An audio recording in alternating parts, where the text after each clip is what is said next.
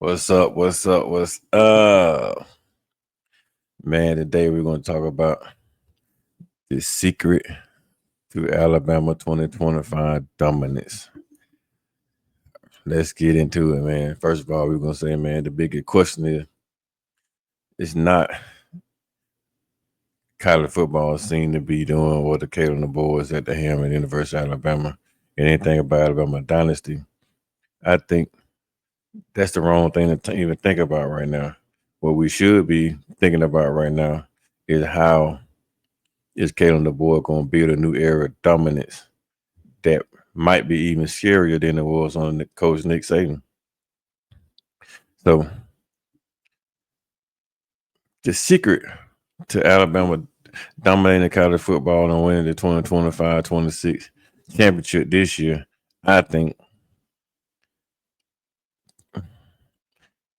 I'm about to lay it out, man, and just let y'all know how I feel. So first of all, man, let's look back at the 9-4 season that we had. You know, that was the first time we had a losing season. Well, basically, not having a double-digit season, a win since Nick Saban first year. And I do think the pressure is on Kalen the board this year, but I don't think the pressure in Tuscaloosa. It's just about this being another Wednesday. So forget all the hand wine, the doubts, and the creeps of last season. Let's just get into not thinking about surviving post Nick Saban. I think about, I just think, man, I think it's about striving, man. It's not about surviving, it's about striving. And the secret isn't just about one or two players, the lucky break here and there. I think it's more about like three different parts of formulation, man, of how we're going to better suit this Alabama Crimson Tide. I think it's more about reloading. So you start seeing things in the recruiting trail, right? For the last couple of years, man, instead of them going out there trying to revamp the program, they actually start reloading the program, right? They start retooling the program. And then they start reclaiming their surgeons in college football and making them trying to progress themselves back to the top of the throne. Because right now, man, you know, we kind of like the laughing stock of football right now. Nobody's afraid of Alabama. And when you're talking about the roster that's loaded like we have with talent and explosive as our roster is right now, I think we had a perfect combination of power, speed, knowledge, recruiting, staff, which is the coaches, offense and defensive coaches, the administration to make a serious run this year at a national championship, man. So to me, man, let's start with my first secret that Alabama has, right? And like I said, man, reloading. Like we have a loaded roster of pure, raw, undeniable talent that's just bubbling on the surface, man. That just can't wait to get a chance to fly around there and make plays. And it's a great place to start, right? So let's start with the running back room that we have at Alabama, right? Where all the buzz that coming out of the spring practice about Daniel Hill. Daniel Hill was a 4-star kid out of Mississippi, right? He's very physical, very smart, with a boast of talent. And I think this staff love the size of Daniel Hill. I think they love the things that Daniel Hill brings to the table. I do think he probably the perfect snapshot running back, you know, to start this reloading process. And we do still have Jam, you know, we got Richard Young, not my bad. We still got Richard Young, we got Jam Miller.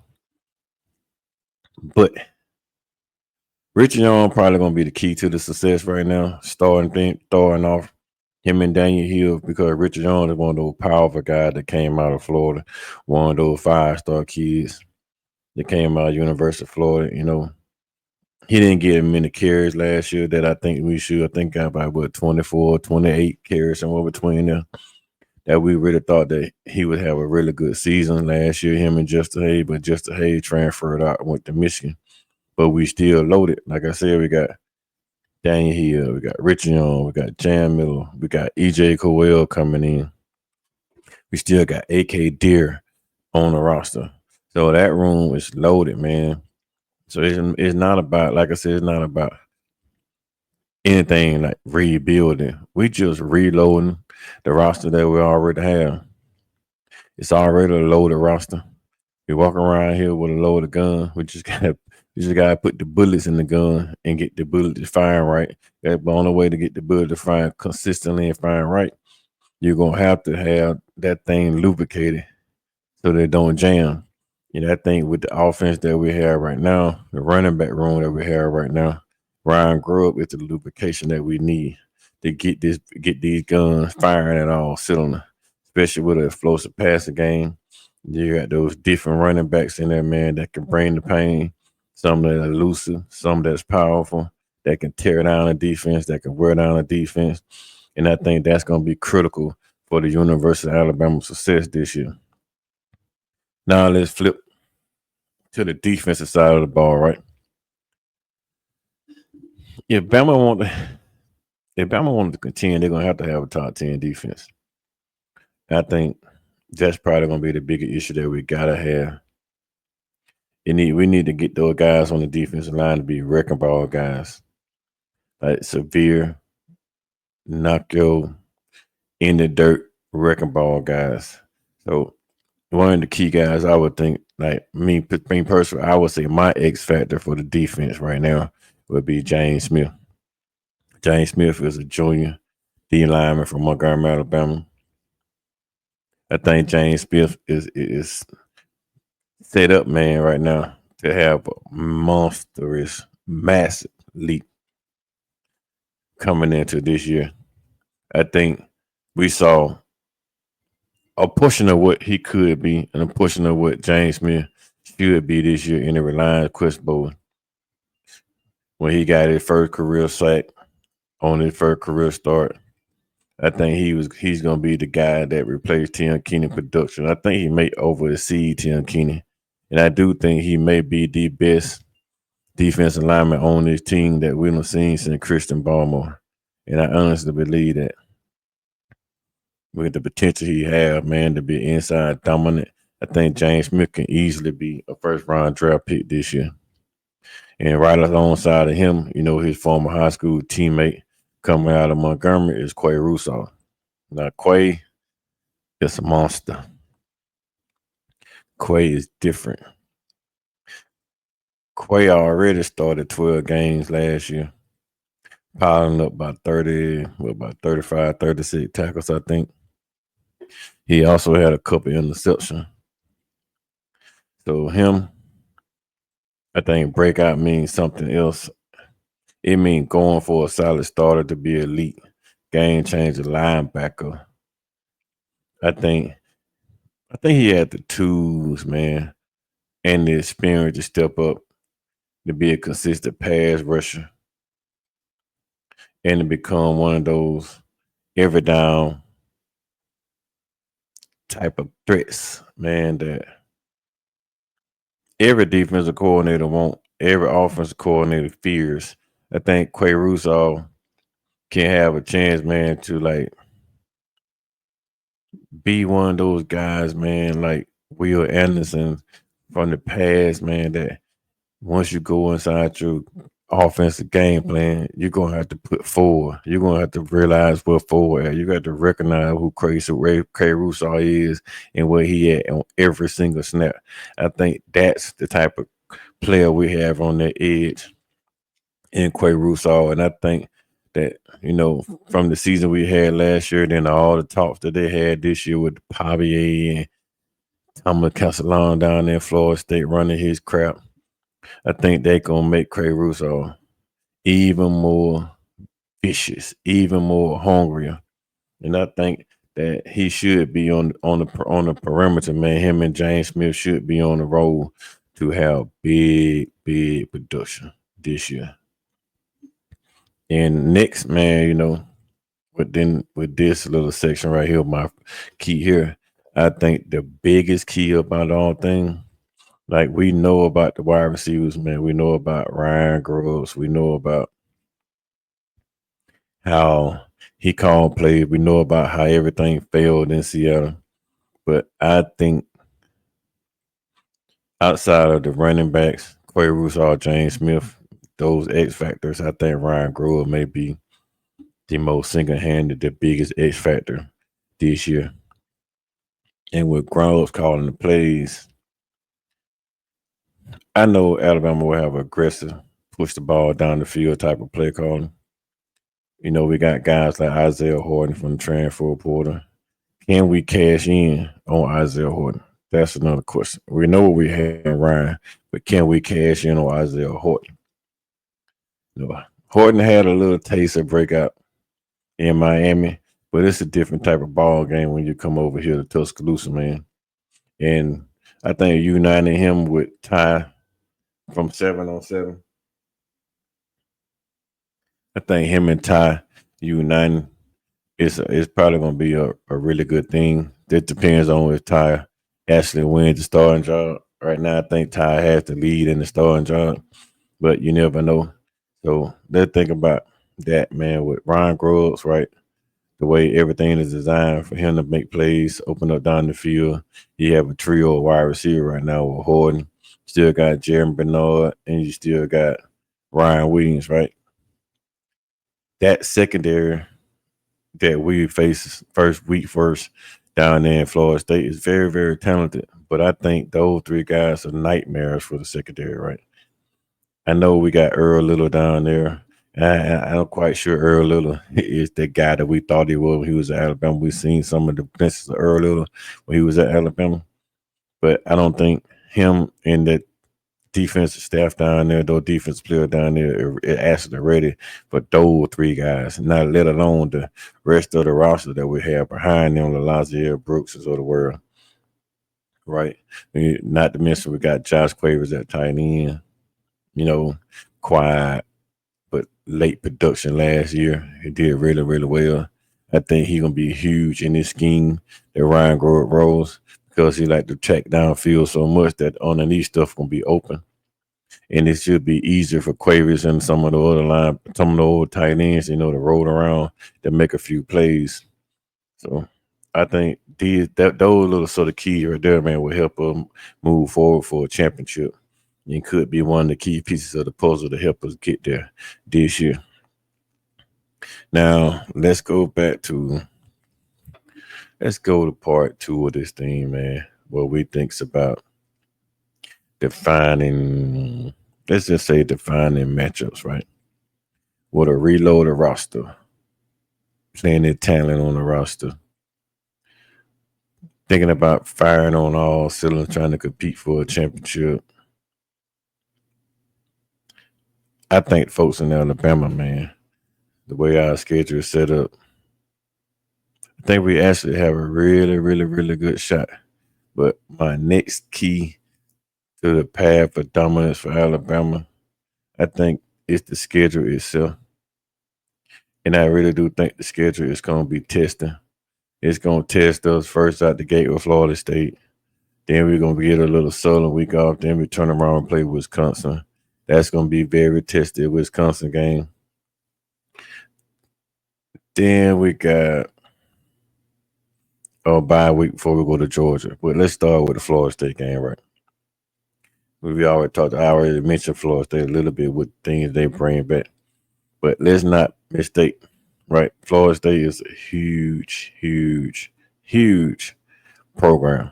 Florida State has a history of success. This right here, game 1, August 30th, is going to be the test. It's going to be the tone setter. It's going to be the first road game of the season. We're going to a hostile environment against a revamped, reloaded, rebounding, disappointed defense, disappointed offense in Florida State University, right? They went 2-10 last year. 2-10. After they came off a playoff berth in 2023. Now, you don't think the stakes are high for Florida State. You don't think the stakes are high. You don't think the atmosphere in Florida State gonna be bouncing. You don't think the people down there gonna be prepared for University of Alabama. You don't think those kids knows who coming into town. Man, it's Alabama. And for us, it'll be our first road game of the season with a new quarterback, new situation, a new OC, which is not new to college football, but he's new to University of Alabama. And these kids is Kellen DeBoer statement game because every year Nick Saban made a statement game come out the gate. He started scheduling these teams like that so they can have that first big test statement game. So tell what you made of day one, not week 4 or 5, right? So this is a big test, man. Let's see Alabama get this era of killing the boy off on a real good start, right? Started off 4-0 last year. Then we took a little punishment by Vandy. In the rest of the history, man, you know how everything turned out. We ain't gonna go back down that road because that's a real painful thought right there. You know what I mean? But right, I just don't think we can lose this game to Florida State. I think if we lose this game to Florida State, we'll probably spiral. So we don't want to lose this game. So let's get this game on to the right start, Caleb DeBoer in the University of Alabama. So I think I do think we'll win the game, man. I think we'll be the favorite. I know we are the favorite in the game, but coming up to August the 30th depends on how Florida State start playing, how these evaluators start seeing behind the scenes and stuff like that with the quarterback stuff going on. Our quarterback in Alabama, we still uncertain. We should be still favorite, but I want to know what the spread going to be at that point. Being that we got to go to Doak Cameron Stadium, man. Whoever is a quarterback is going to be their first career start in Doak Cameron, right? Like I said, go back to Wisconsin, man. Wisconsin is our next biggest test, man. Week 3. So if we survive week 1, I think we go to Doak Cameron, put belt the ass in Florida State, walk out there. Shout out to Coach. Excuse me. Shout out to Coach Sean with the B2A click. Shout out to Piano Man. Shout out to KB. Shout out to Brinsky, sharpshooter. Kangaroo Black in the click, sharpshooter, sports talk. Shout out to Tay Hayes at Around the Table. Shout out to John over there at Bama Standard. Shout out to all the creators, man. Shout out to Jans 417, 717 up there in what Jans at New York, Buffalo area. Shout out to KT over there in ATL, man. You need to get your channel back, Papa KT. That's like, man, who am I missing, man? Shout out to Tez at SE Season. Shout out to Coach Al. Negative free zone with Coach Al, man. It's that 6-inch space between both ears, man. That's a negative free zone. Coach Al created that. So shout out to Coach Al, man. Y'all tap in to Coach Al, man. When he get everything popping over there, man, tap out to these channels I just asked you to tap out to. Ask you to like and subscribe here so we can grow this channel. Now let's bounce back, man, to what we were talking about. Get back to the top of the discussion. We got week 3, Wisconsin, September 28th, September 27th. Yeah, September 27th. Let's see. Then we travel to Athens. Go play the Georgia Bulldogs. Georgia is going to be a test. Georgia going to have a 31, 32, maybe 33 game home win streak when we roll up in Sanford in between the hedges. Still the longest winning streak in the nation. I think we're going to come in there trying to snap that, right? We're going to go in Georgia. We're going to be optimistic. We're going to be prepared to play against Georgia. If we're not prepared to play against Georgia, it may be very costly. And I do believe that this year around, man, I don't think Kalen DeBoer taking anybody for granted anymore. So I do believe we go into Georgia 3-0. Georgia come into that game versus 3-0. Whoever wins that game sets themselves up at the top of the SEC. We in a win streak like that, with Georgia with that little historic win streak going on they got right now. They can't beat us right now. So I'm looking forward to going into Georgia kicking some boots, right? Taking that dog out to the backyard and taking a leak on the dog house, right? We coming up in your town and we're gonna take a leak on your tree, which I mean that we claiming your lot. It's ours. It's hard to beat us in Georgia. Georgia don't beat us in Georgia. That's the biggest thing. Like we own your state, Georgia. You Bulldogs, we stepping on your neck when we come to Sanford Stadium. That's all I'm saying. But back to the script, man. Let's get back at it. Then we got later on in the year, we're gonna have to keep the going, man. The grind don't stop after we beat Georgia, right? So back to the other half of the schedule, we're gonna have Murders Row. Honestly, man, I think we're gonna have to travel to Missouri. Then we got a Trigger Road game down at South Carolina. Then we come back home to play LSU. And then we're gonna end everything with Oklahoma and Auburn. Murders Row. But the thing about this staff, this team right now, I think we are more geared up right now to handle this Murders Row at the back end of the season than we were last year. I think that Kalen DeBoer last year came in the SEC. He wasn't prepared for the grind of the SEC. Like when you come into a new, like for me, instant, when I came from 185, right? I knew I was stepping up to a big difference. I didn't know it was that big a difference. The talent level is bigger. The expectations are higher. The teams you play have more kids. So, and then when you come in, you got to train harder. You got to study harder. It's different verbiage and stuff like that. You got to know on the 5A level that you don't teach on the 1A level, because a lot of kids in 1A level don't know the verbiages, don't know gap assignment, don't know integrity, don't know how to do a lot of things down there. Over here, when I got here, they already know it. They just want you to reiterate it every single day. They want you to add on to what they know. You're not coming to certain places teaching certain things. You got to add on to what the kids already know.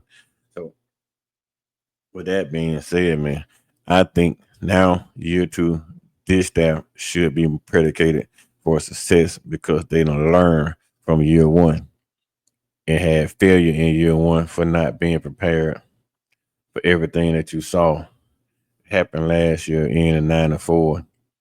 But this year, man, I think the team should be better, and I think they more focused on having a better future, man. The University of Alabama.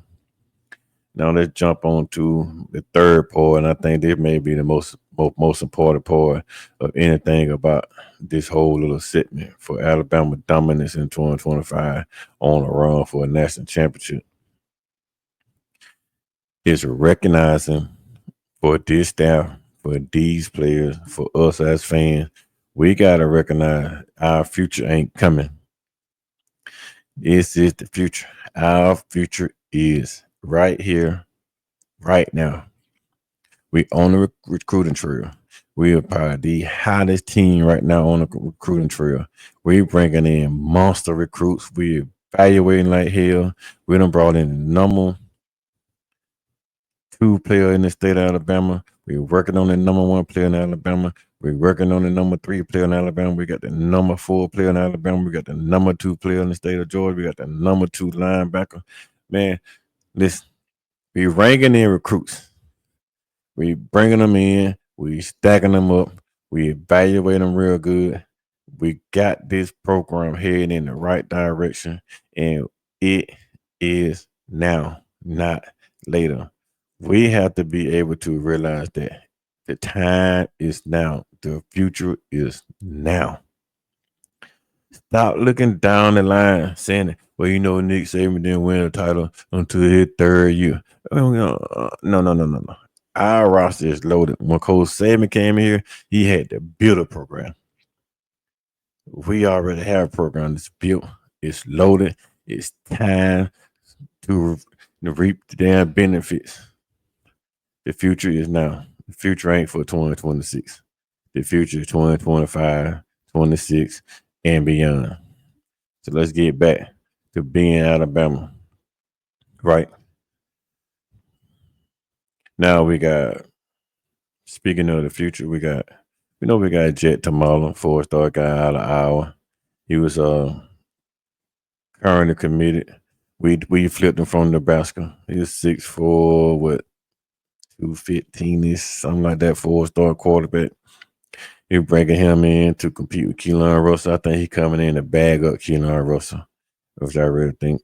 He did have over 3,600 yard passing last year, 40 something touchdown. Only 3 is interception last year, and so I do think that's a good piece to land with Keelan Russell. That's a building block for the future from this day forward. I do believe that he can come to Alabama, learn on the Ryan Groves and Caleb DeBoer, and in 3 to 4 years down the line, he can make his statement for NFL one day to be a pretty good quarterback. He the NFL prototypical quarterback anyway. So I think with that, we got our quarterback situation for the future already in house. Then on the throne, waiting to be damn crown king, and we do have a solidified backup right now coming in. Let's think about the team we already have right now, man.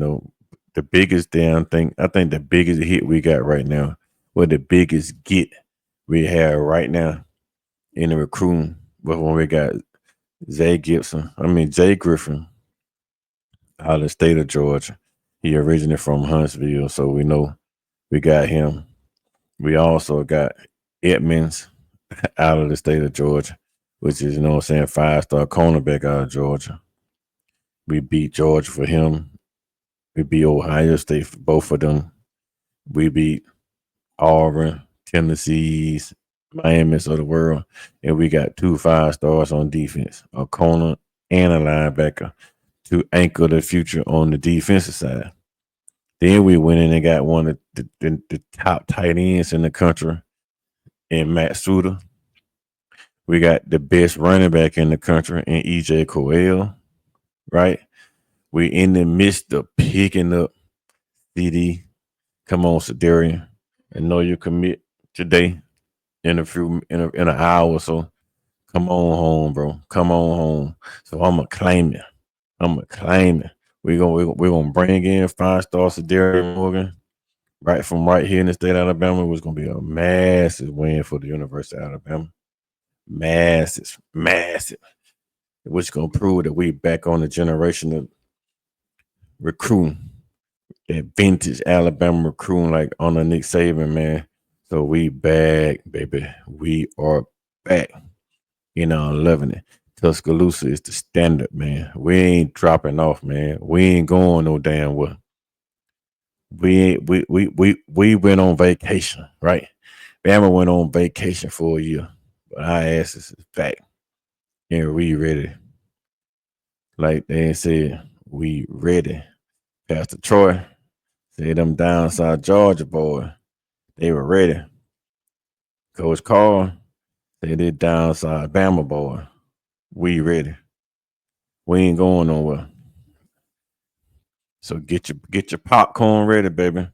Because I think we're going to make that run for the next championship this year. Get your popcorn ready, like T.O. said. Get your popcorn and your pom-poms. Get your shit ready. Because it's about to be a fun year this year. So let me go and wrap this thing up right quick, man. I think, like I said, man, the secret of Alabama dominance in 2025 is not really a secret at all. It's just a perfect storm of reloading the roster of players that we already got, like Richard Young, James Smith, already household name, already prime to break out and dominate college football. Making it through this brutal schedule we have battling through it, fighting, keep going, keep grinding on the recruiting trail, keep rebuilding our dynasty, but keep adding on to our dynasty, keep maintaining what we got. Just not gonna rebuild. We're gonna keep reloading. In every new era of Alabama football, baby boy, we're gonna reload. We're gonna reload. We're gonna reload. We're gonna reload. We never gonna run out of bullets at University of Alabama. We're gonna just keep reloading the gun. Keep shooting. The more you come, the more bullets we have. And I mean we got bullets. You can look over there at Hollywood Williams. His gun is fully loaded. You can look on this side of Jeremy Bernard. His bullet is still loaded. You can look down on the other end of the Y. You can see Zay Horton loaded. Look in this slot. Lazier Brooks loaded. Turn around, look in the back for you. Richard Young, Cam Miller, A.K. Deer, Daniel Hill. Look over here into the future. You got E.J. Cowell, C.D. Morgan. I'm claiming it. Brian Williams. We loaded. We ain't running out of bullets. And it's a lot more, man, that I just can't think of right now, top of my head. A lot more. We have the team to push for the future. The question about Kalen DeBoer's second year that everybody talking about, I say don't talk about it. I say be ready. I think DeBoer can handle it. It may be a unique pressure cooker for you, but for him being at Alabama, but based on the team we got, based on the reloading tools we got, based on the staff that we have, I don't think it's much pressure on the boy. I think the pressure is whether the boy just comes out here and fire the gun, or the boy sits on the porch and watch everybody else fire the gun. I think that's the biggest piece of the puzzle. The path is set for him to win. The future is there. I'm predicting the teams firing on all cylinders. I'm predicting the team go out and win the whole thing. I think Bama coming to reclaim the throne this year. My question is, y'all watching the video, what do you guys think? Which of these guys that you think that's a breakout player? Leave it in the chat. Do you think Daniel Hill, James Smith, Quay Rusar, LT Overton? You think Cam Dewberry, the new guy came in? You think Parker, Isaiah Horton? You think Hollywood Williams? Who would you think? Anybody else aside of those guys? Who do you think gonna be the breakout player of the year? If it ain't one, give me two. You can give me five. Just give me your breakout player of the year. Which of these games you think is gonna be the biggest test of our season, the maker and the breaker of our season, right? Who's the biggest trap game in the season, right? Who you think gonna be the biggest player we gotta face this year?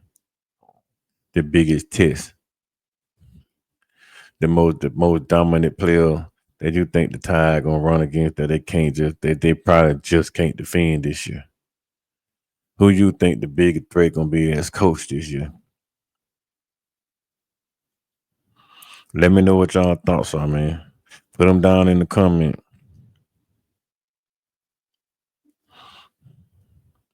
And I want to say thank you, man. I want to take a deep dive. Let all the thoughts happen, man. Let's talk about the season. Make sure you hit the button, that like button down at the bottom of the screen. Please subscribe to the channel. We're going to keep covering every little step of this journey, man. We're going to keep grinding. I know there's a lot of haters out there to talk. I know a lot of people out there that don't like Alabama. a lot of people that don't like Alabama content creators. There's a lot of Alabama content creators that don't like Alabama content creators. We pray for you too. But I just don't think that the grind gonna stop, man. I really don't think the grind gonna stop. We here. We ready. Coach Card is on the block. Coach Card gonna be covering these stories. Coach Card gonna start dropping some more videos. I'm talking about myself in the third person. You know that, right? I'm gonna keep dropping videos. Y'all keep coming. Y'all keep watching the videos. I'm gonna keep bringing these videos. I'm gonna keep bringing my brothers. I'm gonna keep pumping my brothers up. We're gonna keep going over JMJ, just my humble opinion. Sports Talk with Coach Sean. Y'all go over there and like and subscribe his video. We're gonna keep on popping it up with B Sharp and the Sharpshooter Sport Talk. Y'all go over there and subscribe to B Sharp.